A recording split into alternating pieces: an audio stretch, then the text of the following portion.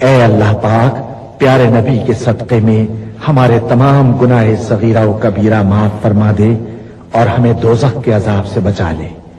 ہمیں، ہمارے والدین، ہمارے اہل و عیال اور تمام مومن مسلمان مردوں اور عورتوں کو بخش دے. اے اللہ پاک، تو ہماری قبروں میں وحشت کے وقت ایک رفیق عطا فرما دے اور ہمیں قبر کے عذاب سے محفوظ رکھیو.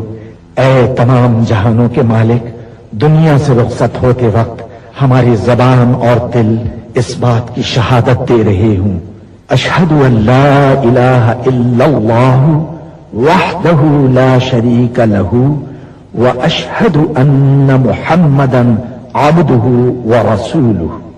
اے تمام جہانوں کے مالک، ہمارے دعا قبول فرما لے.